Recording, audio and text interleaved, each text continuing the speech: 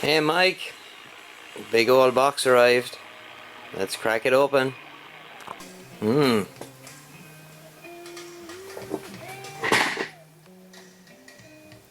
bling.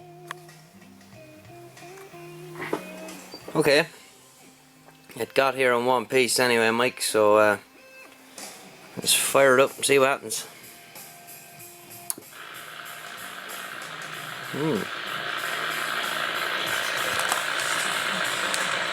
Just give me a second here. Okay, it works.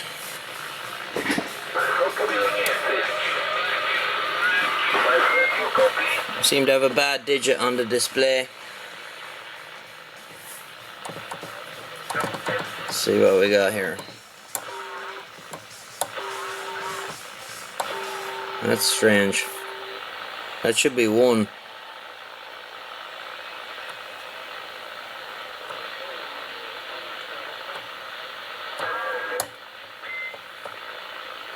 That should be 11. So there's 2 extra segments lighting. Weird. Don't like the look of that now.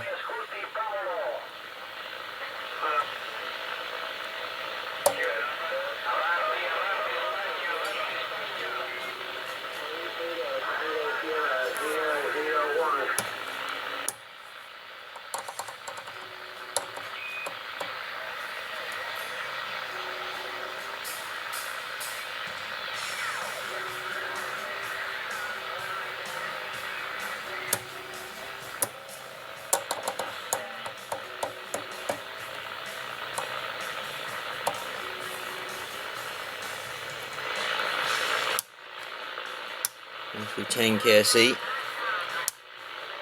Yep.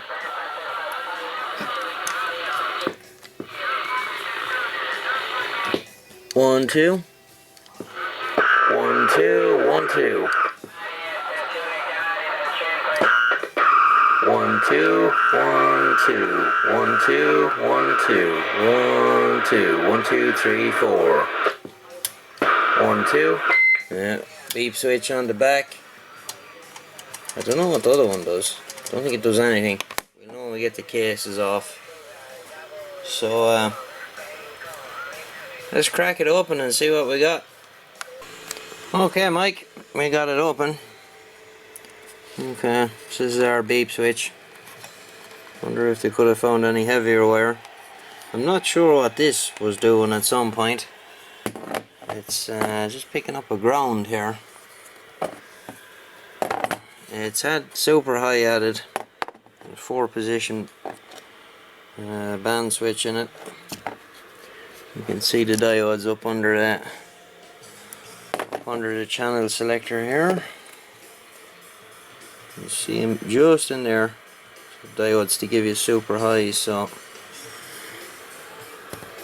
I'm just looking at the back of the channel display here, which has been changed at some point. It's not an original one. So I'm wondering, is it the display or the wafers in the channel selector gone a bit ropey? Right, so I want to figure out anyway exactly what's what with this diode conversion in here, or extra diodes added. Meter cover there is kind of frosted here for some reason. It looks like glue or something got in it at some point, I'm not sure. But I have one of those, so we can change that. The bezel's in quite good shape. I've seen worse. A couple of scrapes along the bottom, but you kind of expect that. So we'll put all that away safe. There's the bezel, all the screws. The chrome case is put away already. I don't want them to get scratched, so let's dig into it a bit further and see what we got. And as well, Mike, I suppose the clarifier is still notched, the coarse one. I don't know if you want that removed, let me know. I personally hate them, so I take them out. It needs a good front to back alignment as well, for it to be on frequency. The orange notch on the coarse tune needs to be about here for it to be bang on. So it just needs to be set up front to back and all of that carry on. So yeah, it's looking good. It's a good good radio. I don't know how long you have it or where you picked it up, but she's an honest old girl. No major butchery or anything like that, like some of them you see. Someone went in there with a blowtorch or a plasma cutter in some cases, but it's worth doing.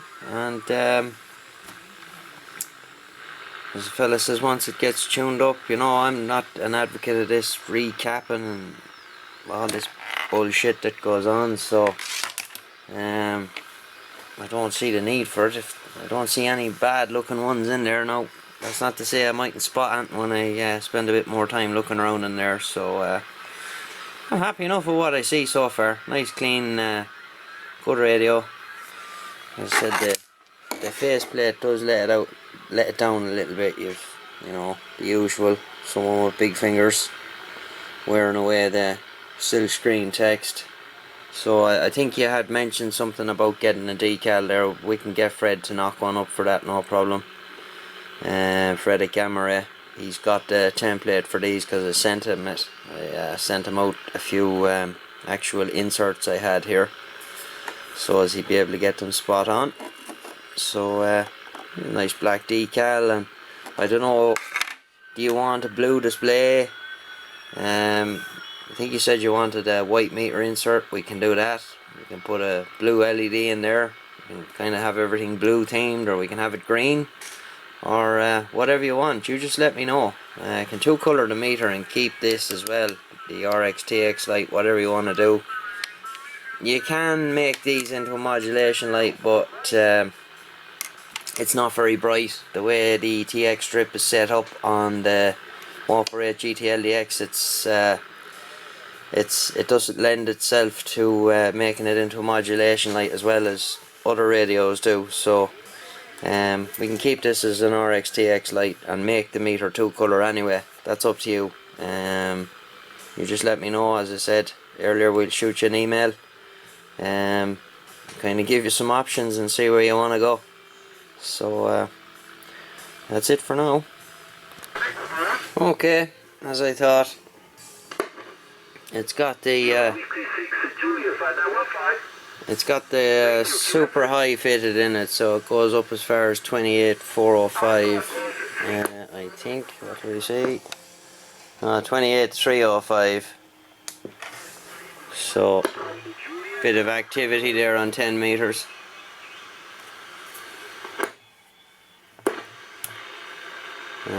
This switch here, as I thought, doesn't do anything.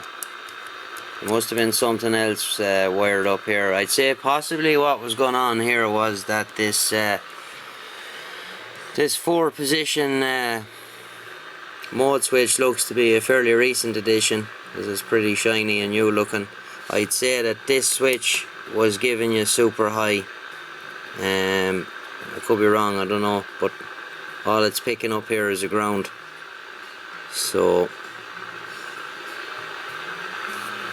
I don't see anything else too untoward in here. Everything looks to be in reasonably good shape. Regulators look okay. Audio chip looks okay.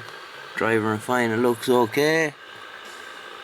And bias looks like it needs to be set up. It looks a bit low looking to me. Well, till I get the meter on it, I don't know, but it looks a bit low anyway. Other than that, the only thing that's concerning me is this freaky digit in the channel display.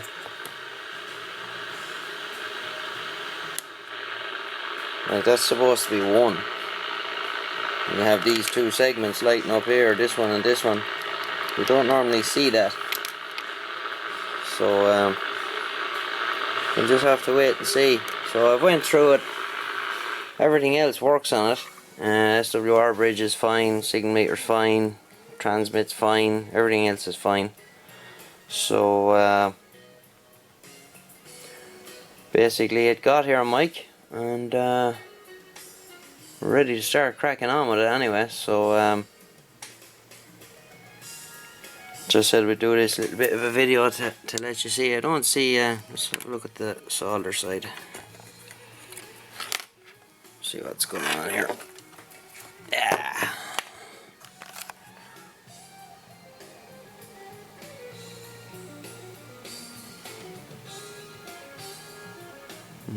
That's for the 10K. Yeah, it's in pretty good shape. It hasn't really been messed with. Outputs were done at some stage.